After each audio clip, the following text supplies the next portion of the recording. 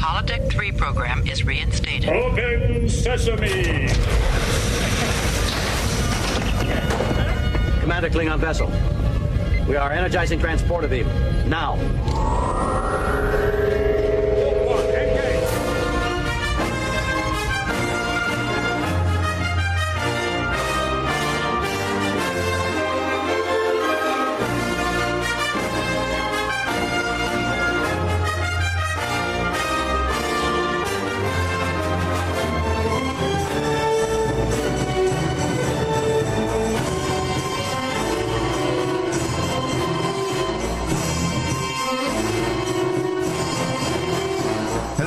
Welcome, everybody, to Star Trek from the Holodeck of the Discovery Edition. Of course, I am your host, Michael Flores, at the helm. With me is David. Hello. Hello. How's it going?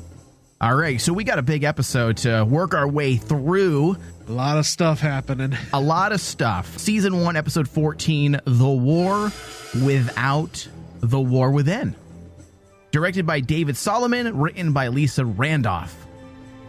Okay, so we're going to try our best to go through this piece by piece. Not a recap, because we don't do recaps. We discuss. We analyze. We break down. We talk about Tilly and hot Emperor Georgiou. There's something wrong with me, because I have always liked Michelle Yeoh, but I actually like her as evil Emperor. Is she hotter, evil? Oh, man, that's tough. Or is she too old for you, David? Don't be. No, there's no such thing as too old. Okay, yeah. Look at you, you pervert. You know what? I think she's more attractive, evil. There's something about her entire swagger. There's something about evil women. Yeah. Evil women. Yeah, okay. I mean, let's face it. That the femme fatale is so much hotter. Look what happens to Tilly. Yeah. I Captain agree. Tilly is so much hotter. I'm curious to find out if women Star Trek fans are similar. Like, do they like evil versions of men as well? Like, is Lorca hot? Is evil Stamets hotter than normal nerdy Stamets? Huh? Yeah. Now that's what we should be doing. That's what we should be breaking down. Who's hotter? Hot or not? Hot or not? What is this? 1980s radio? All right, so this episode slowed things down just a bit. No doubt getting us ready for an epic season finale.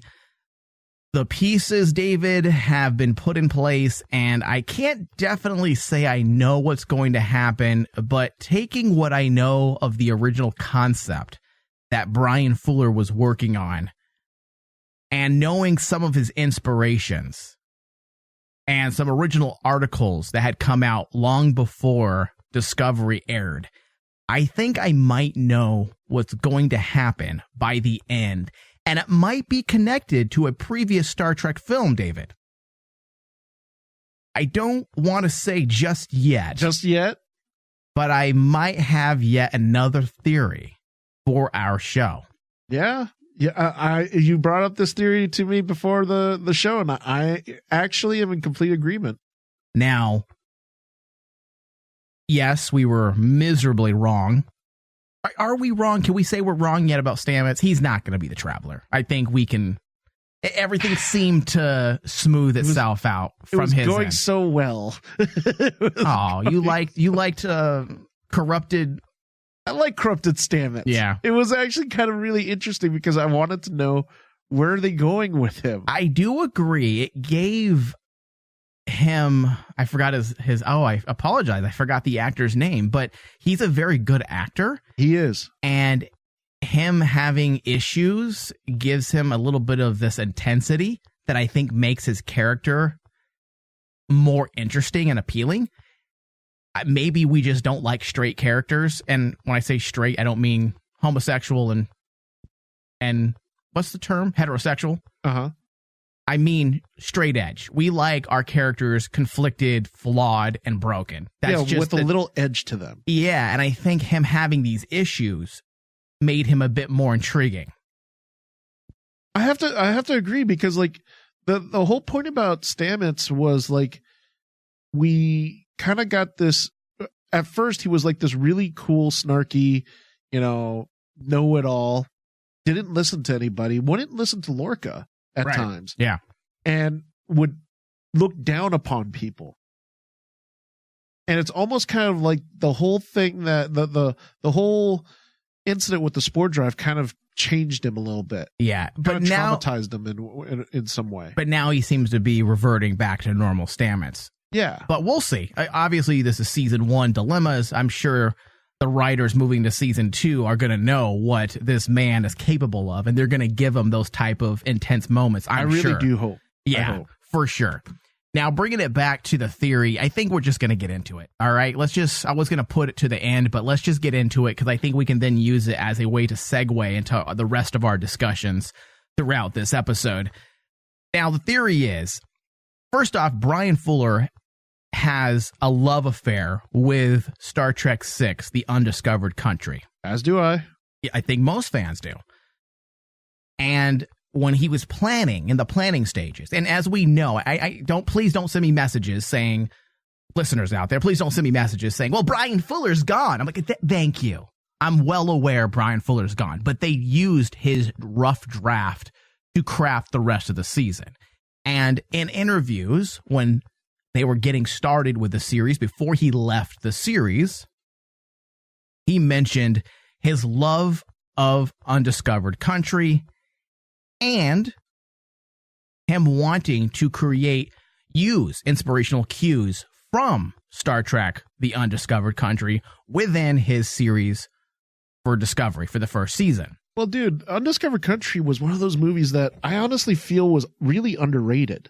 Absolutely. I mean, absolutely. When it first came out, it wasn't as popular to the fans at first, but when you look at all the Star Trek movies that have come after it, and then you put it like we've done before, where we made the list, Undiscovered Country is actually really stands up really well. Yeah, the acting's solid.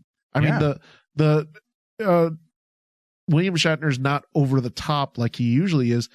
It's actually there's very really powerful scenes. There's a lot of heart to it, and a lot of heart in a lot of scenes, like with William Shatner and Leonard Nimoy. Yeah.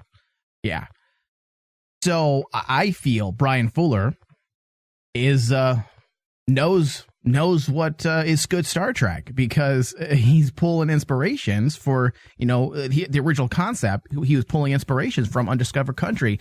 Now, there's an article dated from September from last year, just a few short months ago. And I'm going to read right from it, and we'll begin to see how this could potentially be connected in some way to Star Trek, The Undiscovered Country.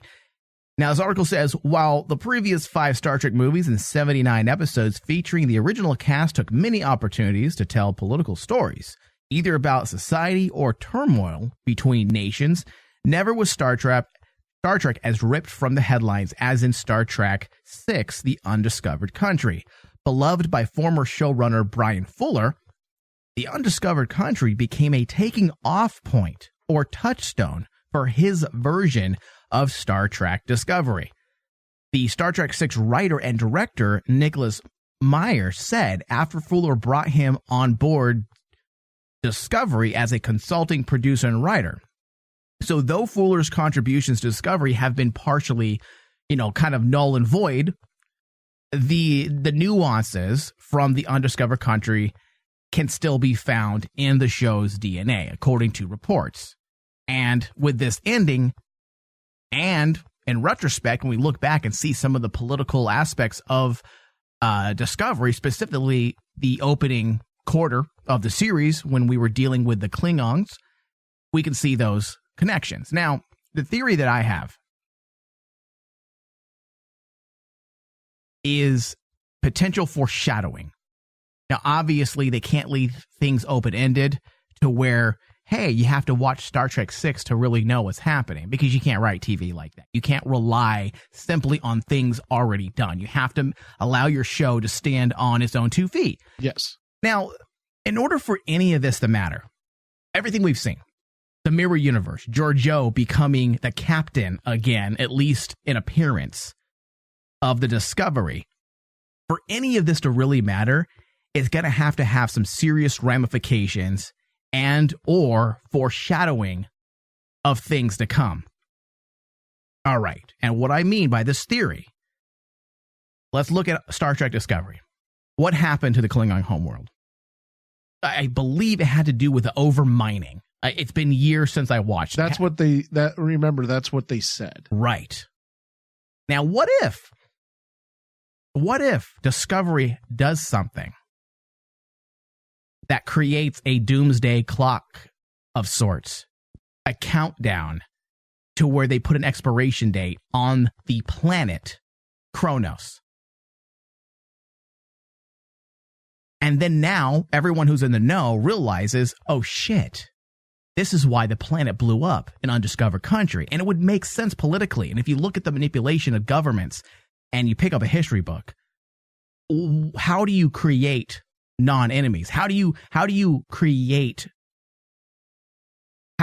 defeat your enemy? You make them need you. What if this was the plan? What if this was the plan, Dave?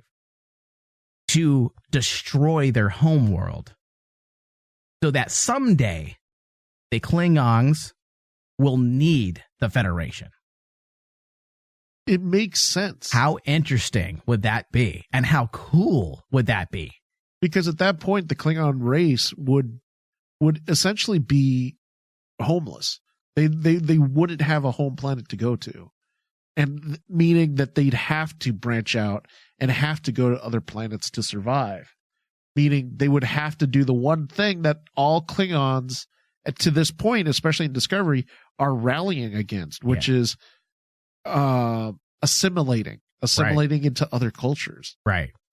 I mean, it would fix a lot of problems. I mean, we already know that the Federation is going to be tight-lipped about the Terran Empire. They don't want to be out there. They don't want people knowing of the ability to cross over. They're going to mothball this technology.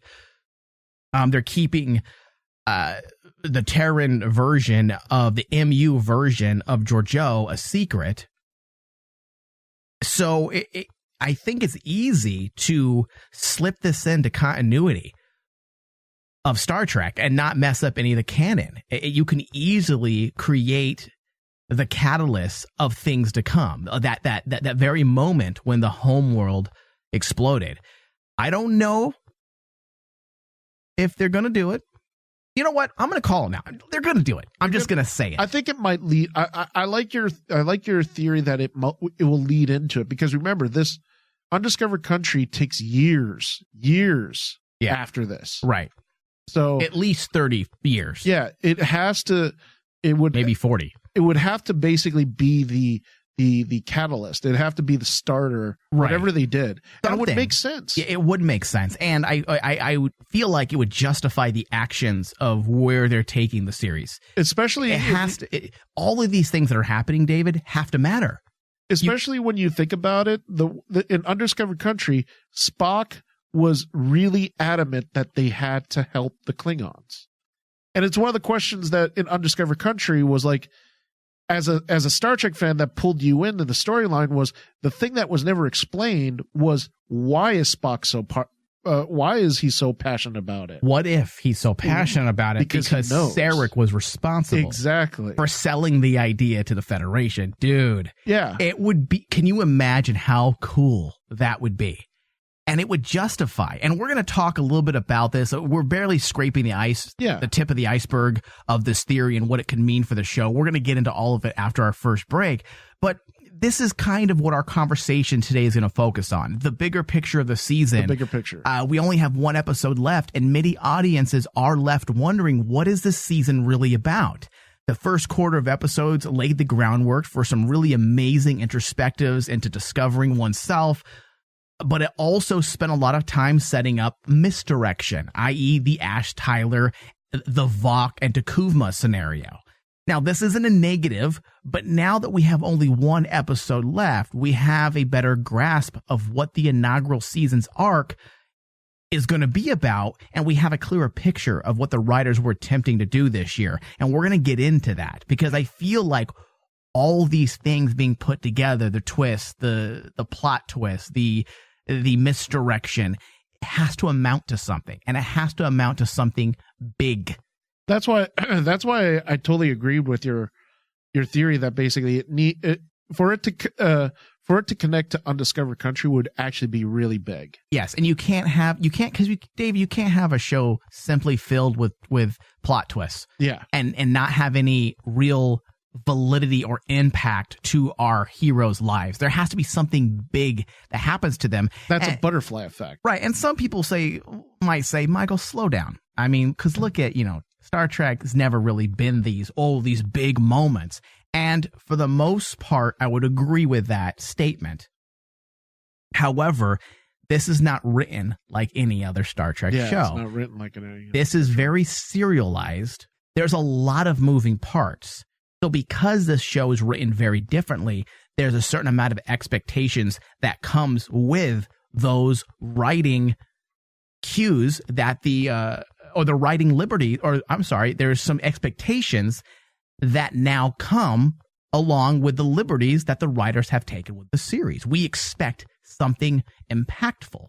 Especially since when you take Discovery at this point as a whole, looking back at the series and how everything went, Discovery is honestly, for me, it's the only series out of all the TV series that has made so many references to other moments in Star Trek. Right, yeah. It's made so many Easter egg moments, and it's one of the big things that everyone started noticing is like they're really trying to connect and make sure that, hey, this Discovery, this is all the stuff that's going on, this is still going on. Yeah.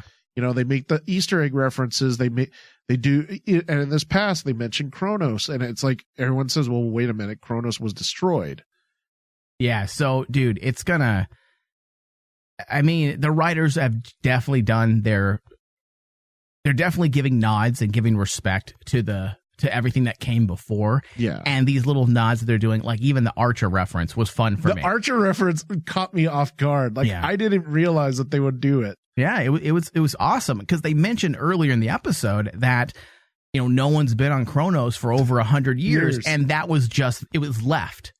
And I was like, it wasn't. And I immediately went to the first episode, I believe the pilot episode. Yes, it was the pilot episode of Enterprise. And Archer confronted the leaders of the Klingon Empire and returned that one Klingon that was injured on Earth. With his southern hospitality. Yeah. And that's what I remembered. So when they said that, I was like, that's got to be Archer. Yeah, it's Archer. All right, Dave, we need to go to a break. And then when we come back, you and I are going to get into all of the ins and outs, including the bigger picture of this season. Don't go anywhere, or I'll beam you out into space. I swear I will. Cry havoc! And let's slip the dogs of war! Everything!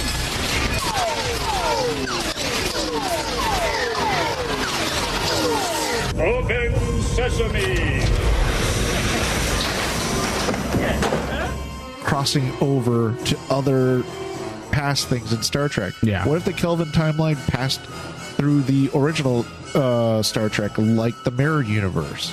Right. Or the Mirror Universe crosses over into the Kelvin timeline. I mean, another possibility, Dave, is for reasons like this, more stories that can be told.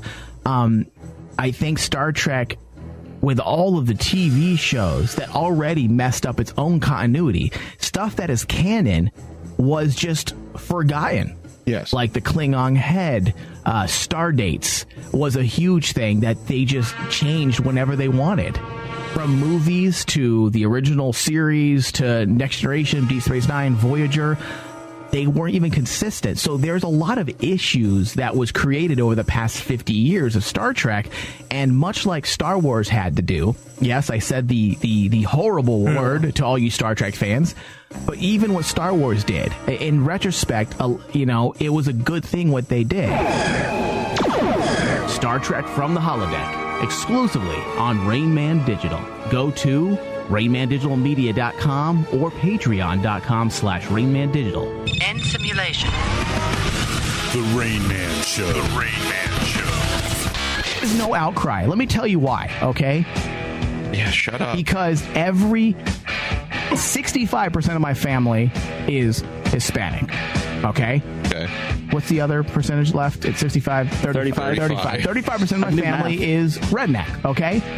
So out of 65% of my family, not one of them, and we talk all the time, not one of them gave a shit. I don't give a shit about Donald Trump. You have things to do. I'm tired of people speaking for me. I'm tired of it. I'm not a part of this. You know what my family's doing? Working, a real job they already have. They're working or they're drinking alcohol and getting drunk. There you go. American dream. My Tio Pancho works on cars all day and then gets fucking hammered and then bangs Bertha, his wife. That's what my uncle does. Like a real American. Yes. And his son Cesar and Cesar, guess what they do? Same thing. They work all day under a hood of a car. They go home, bang Bertha, not their mother, the other one. They wake up and do it again. They work 9 to 5. They bang their chicks. They drink. That's it. That's life. God bless America. Yeah. That's a life right there. 9 to 5 and sex. I don't even get that. For more Rain Man, visit RainManShow.com. Have you ever wanted something so bad that you do just about anything for it? Well, that's exactly how we feel about you. That's right. AdamandEve.com wants you so bad. We're giving you 10 free gifts with your first order. You heard me right. That's 10 free gifts to spice up your love life. First, you'll get a sexy surprise for her. Second, an adventurous toy for him. And third, a little something we know you'll both enjoy. Plus, you'll get 6 full-length adult movies on DVD. And number 10, free shipping on your entire order. That's 10 free gifts for you shy types who've never tried Adam and Eve before. Just go to AdamandEve.com and select any one item. It could be an adventurous new toy, a sexy piece of lingerie, or anything you desire. Just enter offer code DEAL30 at checkout, and you'll get all 10 free gifts, including free shipping. That's offer code DEAL30. That's DEAL30 at AdamandEve.com. Grown for all eternity in the center of a dead planet. Buried alive. Buried alive.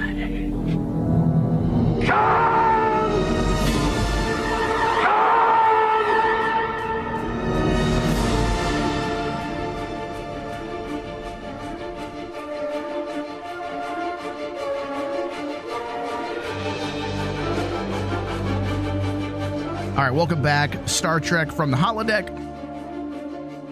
Again, this is the Discovery Edition. If you're just tuning in on our RM channel 001, our 24/7 station.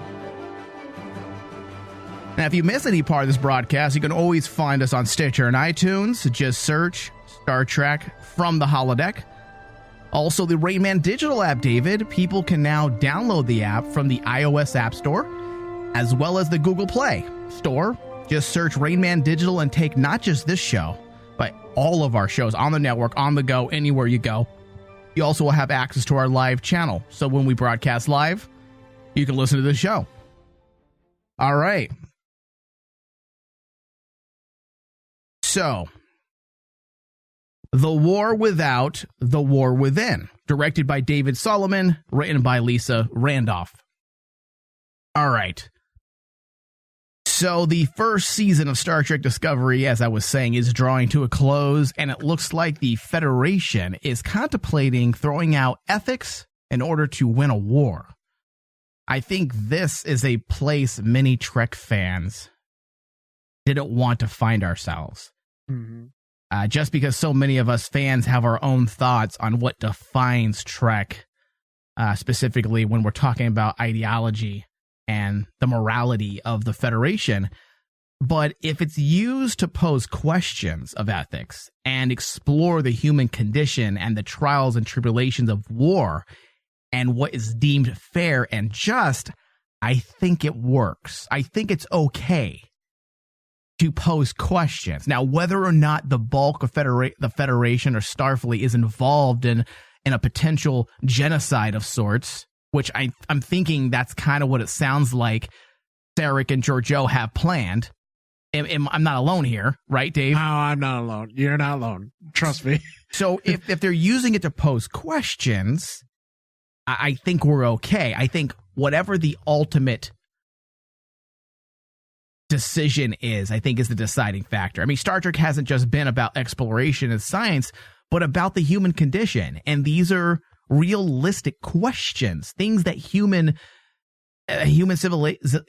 civilization has struggled with for centuries. And yes, we get this romanticized idea of Star Trek that everything's perfect, but the world of Next Generation is far away, and it comes with a price. Yeah, I think the world of Next Generation is a very different time in Starfleet's history, the Federation's history.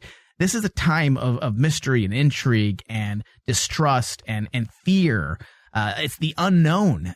So I feel like these types of questions and actions are realistic. When you're on the brink of annihilation, what do? Are you just going to put your hands behind your back, say, well, we don't believe in doing that. So what we're going to do is we're just going to roll over, play dead, and hope for the best. It wouldn't be realistic. No. Even the most docile of cultures and civilizations and societies in past have had to pick up arms and fight.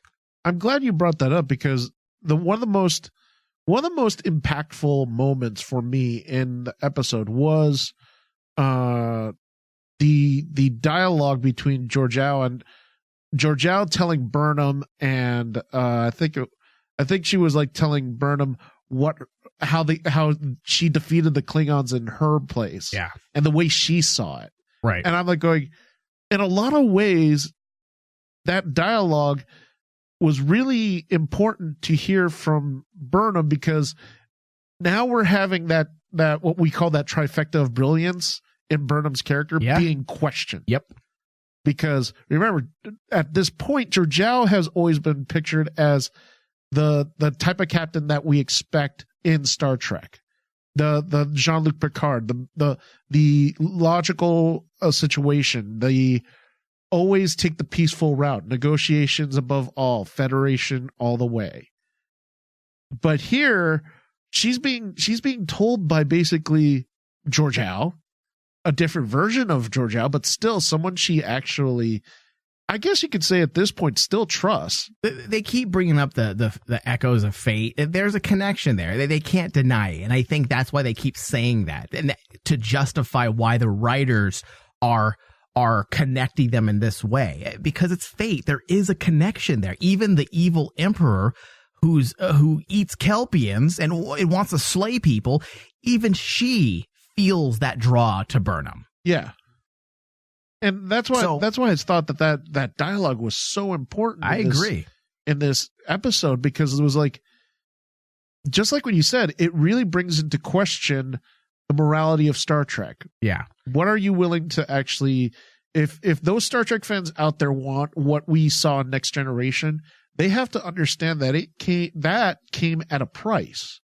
You know, when you have that Next Generation, the everything's peaceful and everyone gets along. Well, that happens because people have to get over past conflicts. Yeah. And those conflicts have to happen. Star Trek's always been about the exploration of the human condition. And these are the types of questions that you pose when you're delving into those types of things. I mean, as I was talking about with war, the trials of war and what it does to civilized society is very much a study into the human condition.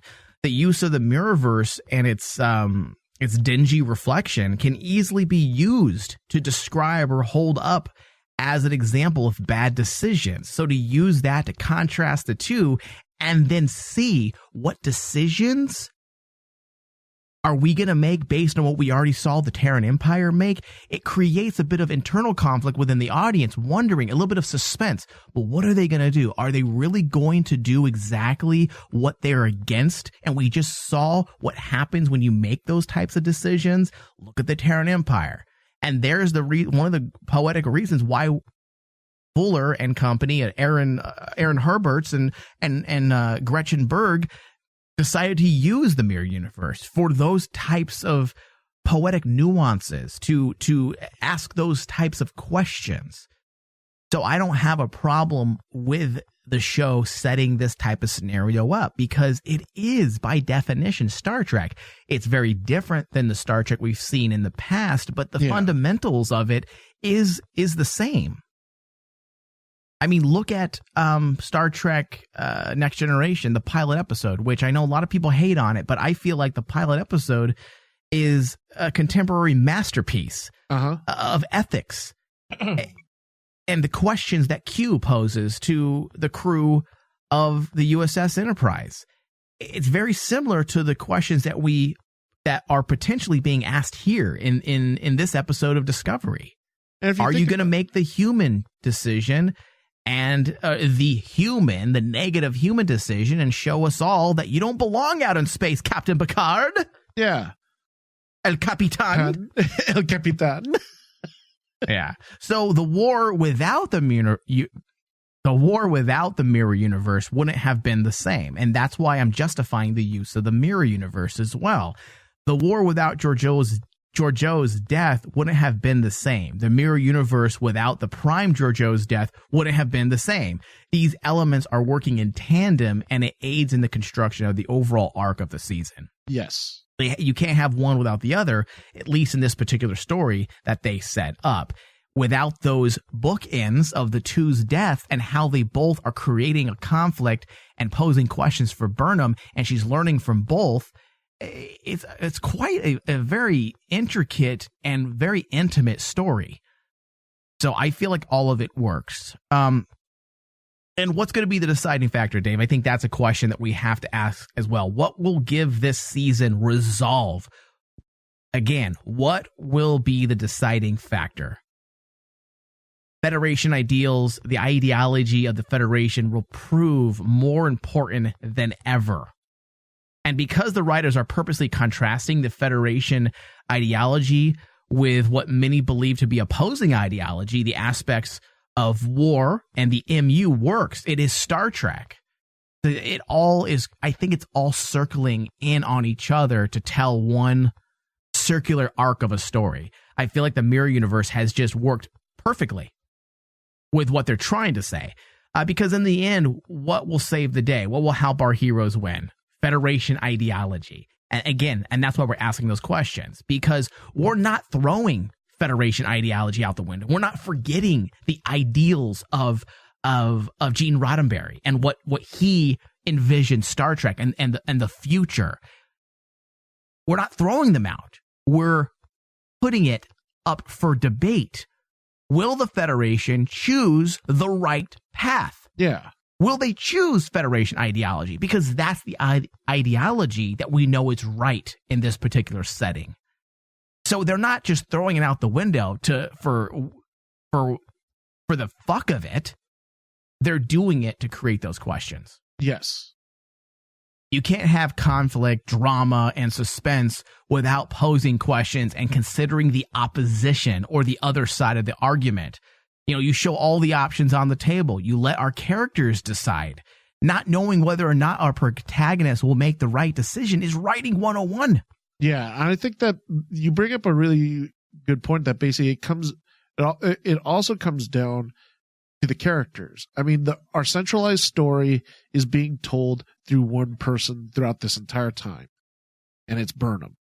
Yeah. Burnham is us. So what side is she going to choose? I'm burning them. I don't even know what that means. Yeah. Exactly. I mean, you can throw hurdles at her integrity, throw everything. And then when she comes out victorious, it matters. It matters. When she makes the right decision, and we're all crossing our fingers that she's going to, and that's going to be a predicament. Because I'm calling it now, Dave, and I think I said this a couple weeks ago. She's going to find herself in a very similar situation on that bridge.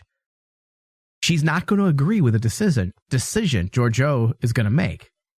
I can already sense that. Too, yeah, she's not going to agree, and it's going to turn to mutiny again. She's not going to agree with the Admiral, because the Admiral's back in Georgiou's play. Sarek. Sarek is backing the play. Yeah, I was surprised by that. I was surprised that Are basically you, though? Cornwall, she's desperate. Not as much, but Sarek, I was like going, wait a minute, you wanted to drive peace home from the get-go. Yeah. Now you want to actually go there, and you agree with this strike just because Georgiou says it's the most logical thing to do. Well, Dave, I agree but disagree, because first off, it's realistic in the sense that, okay, let's look at Sarek. Vulcan logic dictates that Sarek would be a proponent of this plan. The needs of the many outweigh the needs of the few. So do we drop the bomb on Japan or do we not? Do we kill millions to save hundreds of millions?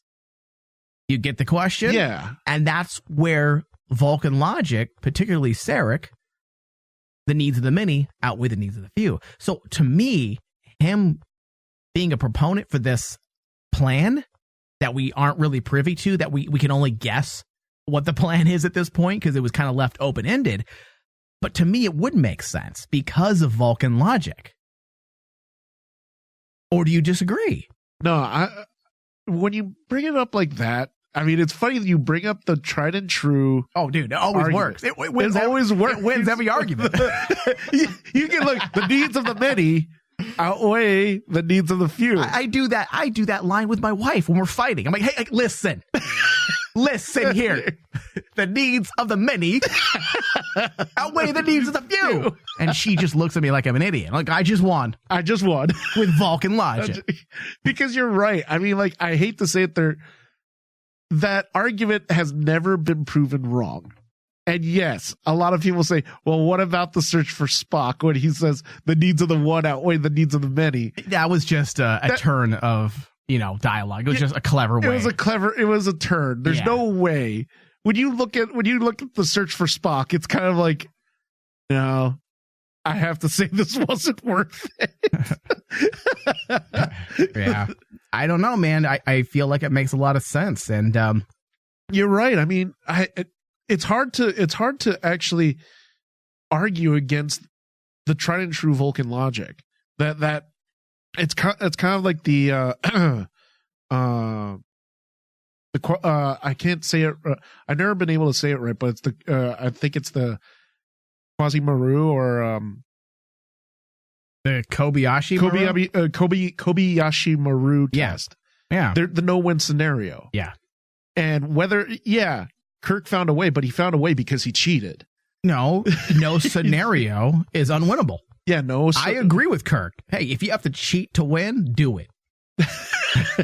Cheat to win, do it. Yeah. No, I get what you're saying. I'm just being silly. Oh yeah, I mean, like it's one of those things in Star Trek that's always been really cool about the philosophical debate. Yeah, it's fun. Everyone wants to be on that side that says, no, we just like you said, we cheat to win. There is no such thing as a unwinnable scenario. But logic actually says, no, there is. There is a not a winnable scenario. Right. Or like what you said, the needs of the many outweigh the needs of the few. Yeah. A lot of people versus the needs of one person. Yeah. That's going to be, and it's one of those things that basically Discovery has really done a fantastic job this entire season, was pulling not the, hardcore science thread that basically all Star Trek does, but actually going into telling kind of like really questioning ethics, the ideology of Star Trek. And the philosophy, the philosophical aspect of Star Trek. And that's something that we have droned on about in our Patreon discussions. And it's so awesome. It's a part of Star Trek that has been missing. Like we both as fans, we have enjoyed the J.J. Abrams reboot of Star Trek for the most part. Absolutely. Yeah. There are definitely some great moments, and the emotions of Trek are there. But yes, outside of some of the science and even the philosophy, the philosophical aspects definitely aren't there. And those are things that we've definitely missed. And Discovery has brought it back in full force. So I'm happy with I'm definitely happy with that aspect of Discovery. All right, Dave. So moving forward, clarification on Ash Tyler. We seem to have some answers on that. Reassignment protocol is what they called it. And I'm going to put this in layman's term. They suck out the essence, the psyche of somebody and basically inject it into someone else. That was kind of the simplistic way to say it. I feel like there was a lot more brutal surgery or surgical procedures involved. You know, Dr. Frankenstein's monster, if you will. It's still, Dr. Frankenstein's monster.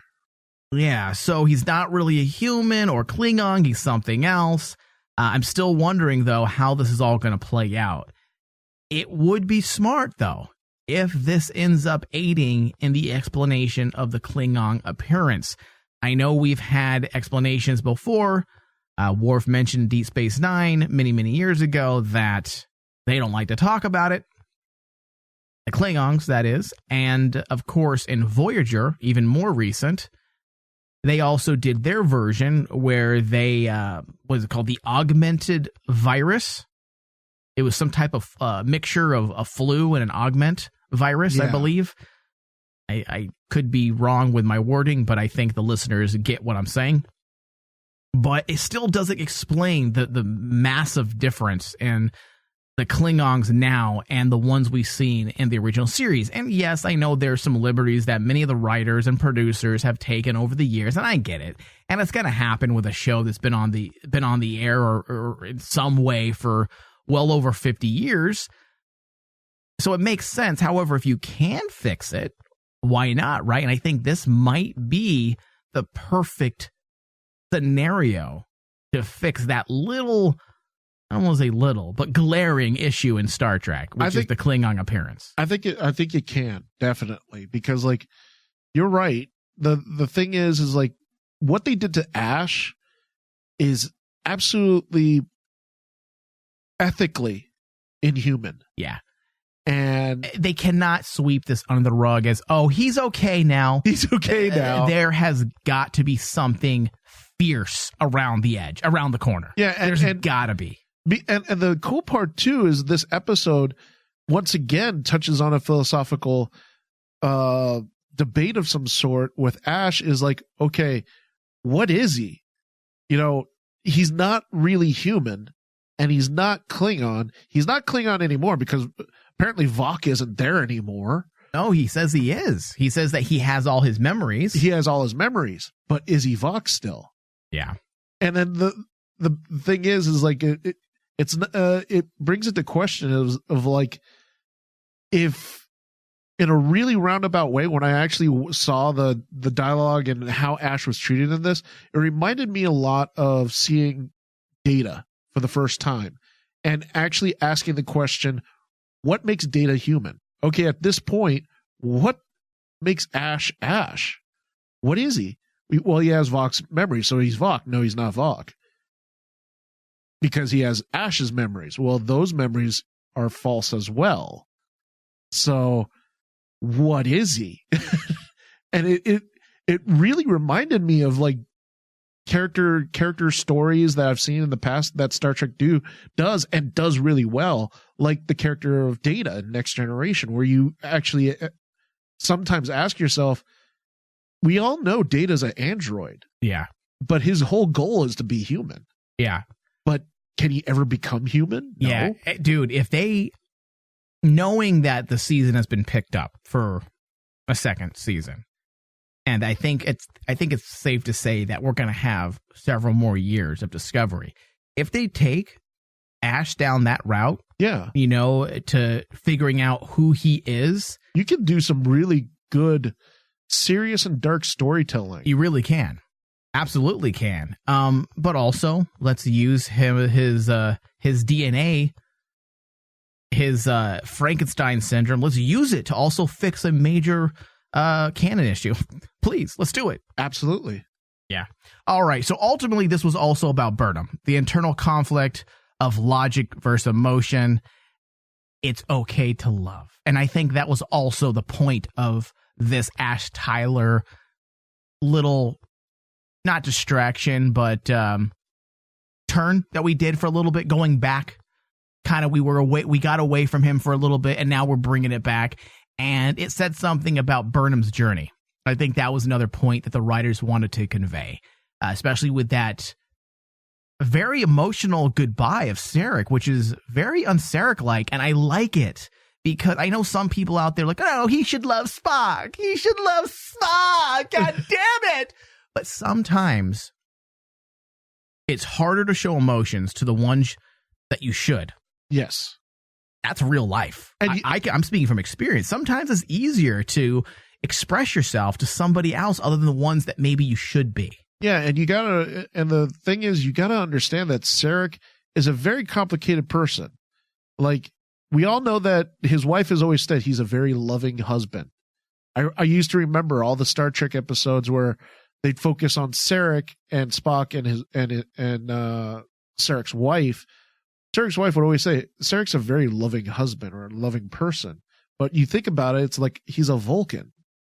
And you're not supposed to show the emotional side of yourself. And that's why it was such a good give and take a bit here with Sarek. Because, yes, we don't want him to break the Sarek mold and the stubbornness that he is. But he also is very different than a lot of other Vulcans. He has learned to accept humans. And he, even if he doesn't express it, he has a love for the human race. He's a very conflicted individual. And complicated.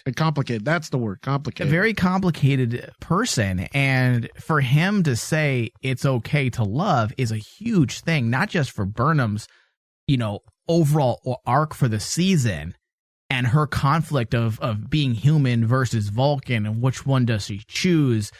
Can I love even though I have grown up with Vulcans? Is it okay to love? Is it okay to show emotion? So not only did it do such great things for her overall development this season, but also it was a nice little nugget for Sarek fans. Yeah. And you got to remember that Sarek at this point, we all know, if you're a Star Trek fan, you all know Sarek's future. His main regret is not being able to express his feelings towards Spock. That is his number one regret, because that powerful scene of Patrick Stewart playing Sarek going through his emotions sticks with all Star Trek fans everywhere. So the fact that basically Sarek at this point, that scene basically really puts it into perspective that basically Sarek loves Spock, but the problem is he can't say anything to Spock because he made that decision with Spock to send Spock away. Yeah, I feel like overall it works. I think it's good. I like it. It works fantastic. Yeah, I don't have a problem with it at all. Now, I do have a problem with Lorca being dead. I figure you would. I mean, apparently he swapped places, which I think that wasn't really... I don't think that was really a question. I think we all kind of figured that he swapped places with the Mirror Universe Lorca, because that's what happens when you cross over accidentally. In an ion storm. Yeah, so that sucks, but bye, Jason Isaacs. And you know what? We made the decision for him to be dead. Let him be dead. Let's not change.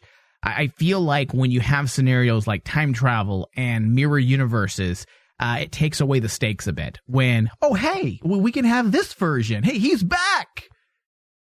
And I know it's a part of my heart is being ripped out right now because I love Jason Isaacs, and his casting is what really solidified my excitement for Discovery. And he's the reason why let's be honest, I just love Star Trek, but also I think that's what created a lot of that enthusiasm for me at the beginning, was the fact that they put Jason Isaacs in it. And to see him go, and kind of his character didn't really amount to much when you really think about it, which we're going to talk about that as well in a second here. It's a little disappointing. But hey, this isn't my show. I'm not writing it. Again, I don't think it's a deal breaker. It doesn't ruin the show. Yeah. It just, me personally, it's just I felt like it's such a waste of such a fabulous talent. And a really great character. Let's face it, Lorca has been one of the best characters in this season. And I guess anybody, you can say, well, then it wasn't a waste. If he served his purpose and it was fun watching him on screen and he helped connect the dots, then it wasn't a waste. And that would be a valid argument. However, I'm going to be a Star Trek baby, and I'm going to say no. No. The problem is kind of like if they were to actually bring back Lorca, it'd start getting too gimmicky. Because like that's already something that they're doing currently with Georgiou. Yeah, right. If they Right. did that again with Lorca, it'd be like, oh, okay. Hey guys, Lorca's back. Hi. Hi. We Well, we went to the mirror universe of the mirror universe, and now we got Lorca here. Hi. Stamets, send us into another dimension. Send us into the mirror universe of this the mirror mirror universe universe. of the other mirror universe, and let's bring everybody back. Yeah, that'd be terrible. Okay, Dave, I don't know. Should we take a break or should we just move forward with the rest of the show? We have about another, Jesus. You know what? Let's go to a very quick break. And then when we come back, Okay. yeah, we have a lot to get through. We'll be right back. Double dumbass on you! What are you looking at, nerd? Huh? I thought I was looking at my mother's old douchebag, but that's in Ohio. Geek Out Saturday. I've never been a fan of Superman because I was never a fan of that overpowered character. Oh, well, I'll shoot you then. Nope, I'm bulletproof. Well, then I'll cut you. Can't. You don't need an entire 3-episode arc to give characters closure. There's little things that they're doing to give us that finale-ishness that's not even a word, but I just made it. That's so cool, like just to get that insight. And I think that's what makes this movie special for me. Right. Is that we have the Batman I grew up with, the Joker I grew up We with. shot him when we go to cons because he will chase after actors like, no, not if you're representing the show. If you're representing the show, do not chase after these people, please. Exactly. Catch up on your favorite Rain Man digital geek shows every Saturday. DC on CW, Back to Tank, Weird West Radio, The Crossroads, and more. Geek Out Saturday on Rain Man Channel 001. Listen from the Rain Man digital app or tune in. Just search RM Channel 001. RM Channel 001. Shields up, ready.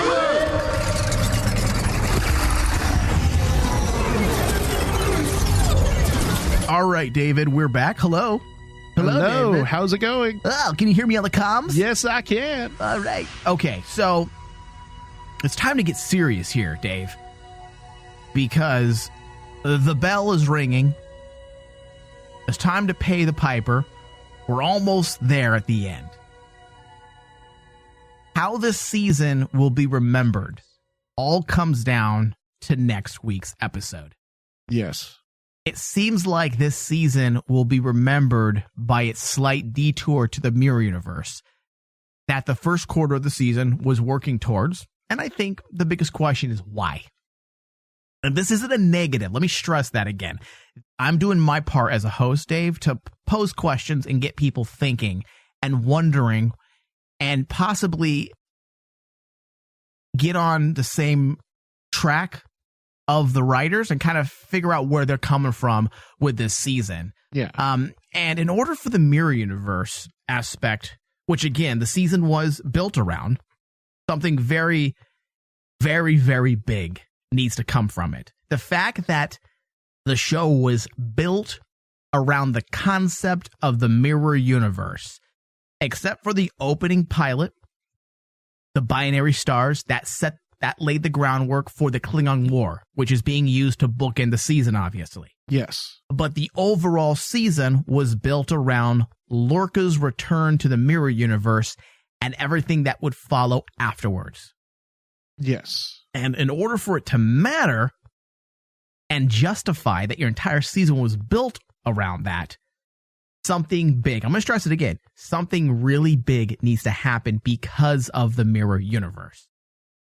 The use of poetic themes and imagery that was utilized by way of the mirror universe and the introspective approach the writers used to craft a very intimate portrait of Burnham and her struggle for redemption and maybe even forgiveness has been fascinating to say the least.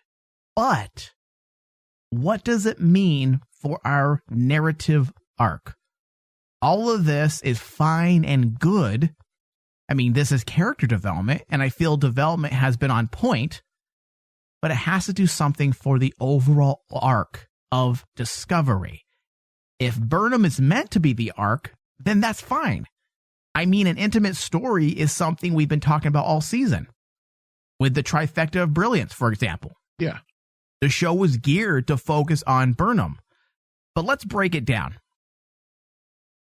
For now, let's set aside the question of whether the Mirror Universe episodes matter or not, okay? What does the Tyler story arc do for the main arc of the season? I think it's safe to say the Tyler story arc, from the PTSD, the rape scenes, the species reassignment, has all been a misdirect to keep us distracted from the Lorca situation. Hey guys, look over here while we're doing this over here. A little sleight of hand. Right. Outside of character development and melodrama, it really has no effect on the arc. As of yet. As of yet. Does it have to do, has it had ramifications on Burnham's personal arc? Absolutely. Yes. And again, I'm going to stress this because we're going to go back to it. If Burnham is the arc, then okay. D'Kuvma and his radicals have been eliminated. The Klingon houses are worse off. Why? Why? Why create a Klingon war? It has to amount to something. Unless it's all about Burnham's personal story arc, which for the first quarter of the season was. Yes. But since coming back from winter hiatus, the show has veered away a lot from Burnham's intimate story and is focused on the bigger picture. And now we have questions. If the story was all about Burnham's development and that was it, I don't think a lot of these questions would matter because we would say, oh, so Ash Tyler helps us understand and get inside of Burnham and understand her. The Klingon War is there to create the trifecta of brilliance, self-redemption, self-analysis, understanding who you are, meaning Burnham, looking at the decisions I've made, going into the mirror universe and seeing poetically the differences in my decisions. How does it compare to that? The duality that we talked about. And I feel like the show has lost, towards the tail end, has lost its focus a bit, which was Burnham. Yes. And now we're opening up this arc, but it doesn't feel tight anymore. Okay, so let's say it's all been a distraction for Lorca. Now we're bringing back. Are you following, David? I'm not going all over the place, am I? No. Okay. I'm with you. Okay. So let's then say it was all a distraction. Like the Kuvma, the Klingons, war, Ash Tyler story. It was all a distraction for Lorca. Okay. What did Lorca do? He was a man from the mirror universe trying to get home and conquer the Emperor, and by doing so, rescued Burnham from a life in prison. And by doing so, the narrative took a poetic turn to a place where Burnham would have to face her demons and be faced with similar questions. This all works if there's one defining thread. What is the one consistent narrative thread that has kept the entire season together?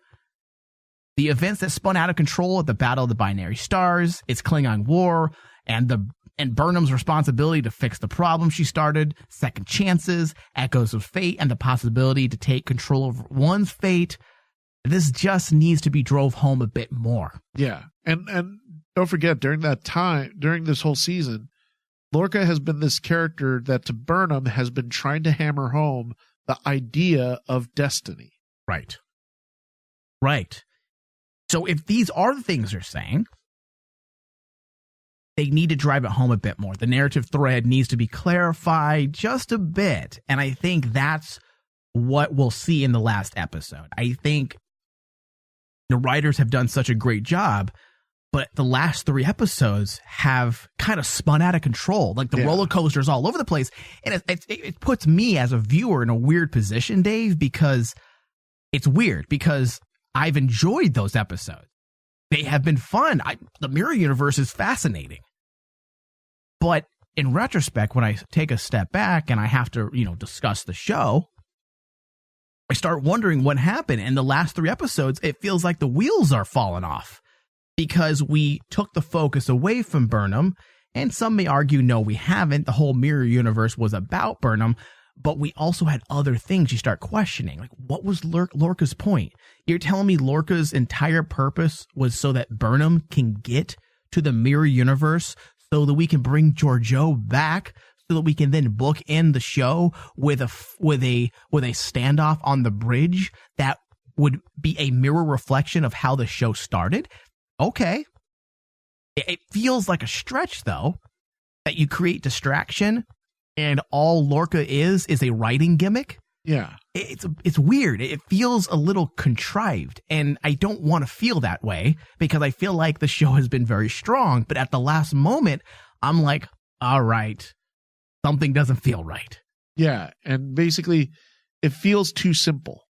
It feels like it is simple, but the steps they took the long road.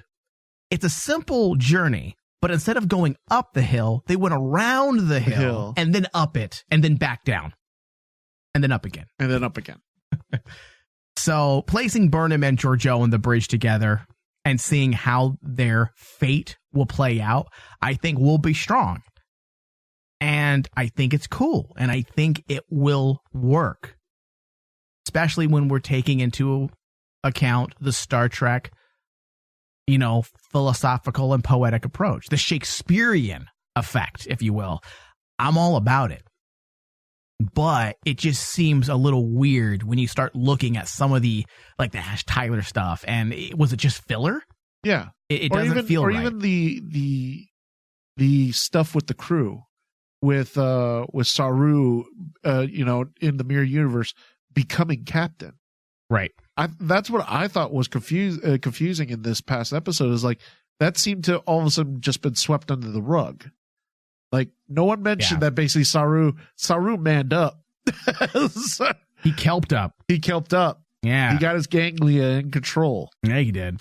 But besides Saru, what about the Stamets thing? How about Tilly? Where do they all fit in all this? And listen, I understand they're side characters and supporting, and everything they've done is to support Burnham. But again, it feels like the last 3 episodes have just kind of veered off and got all over the place. So it's all over the place. The last episode is very, very important. The entire season relies, it really does. It relies on how the writers choose to execute the final moment.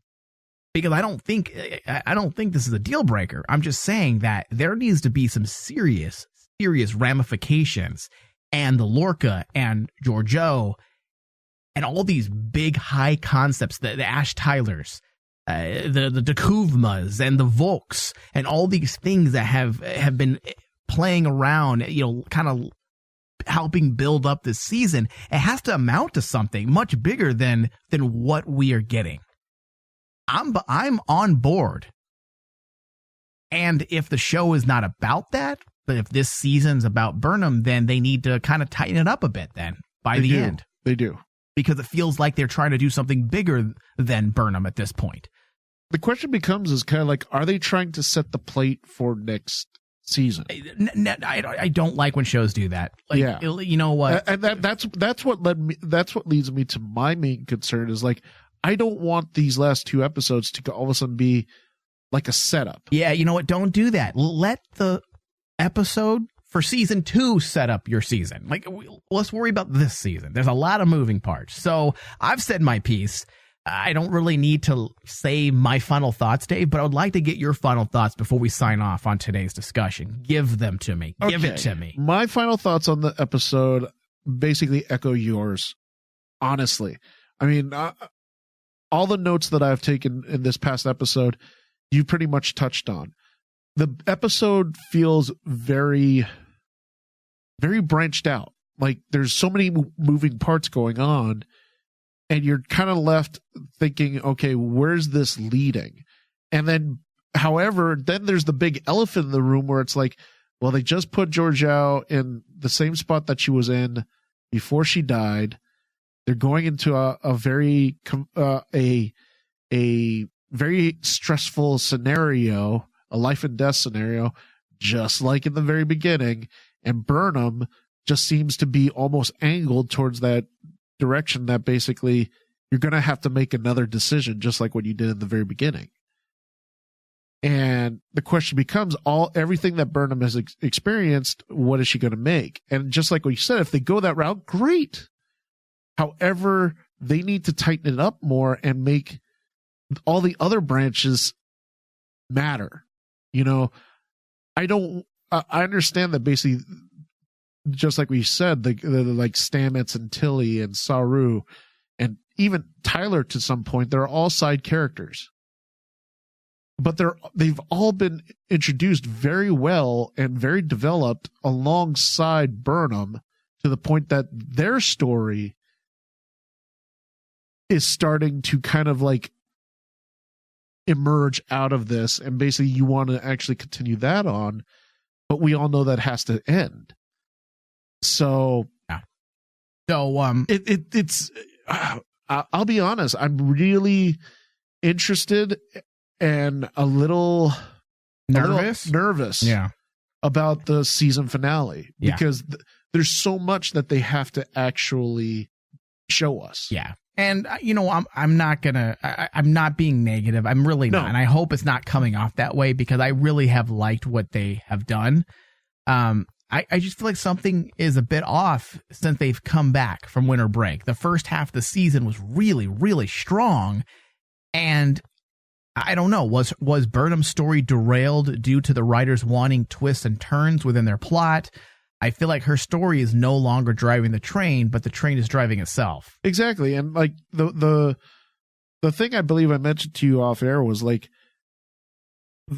it really does feel like we discussed off air that without Brian Fuller around, all of a sudden, if this is because we all know that Brian Fuller, his original concept was to stay in the mirror universe and stay there. Let's save that thought for next week. Yeah. Because I do want to get into that, but let's save that part if you don't mind. Yeah. Okay. So without giving anything away, with that being said, it's kind of like you're left to wonder, okay, who's in charge and what is their story they're trying to tell? Right. All right. So I want to thank everybody for listening to this week's discussion. If you guys agree, disagree, please shoot us a message. You can hit us up at From the Holodeck on Twitter. Also, you can find us on Facebook, facebook.com/From the Holodeck, and leave us messages. Let us know how you enjoy the show.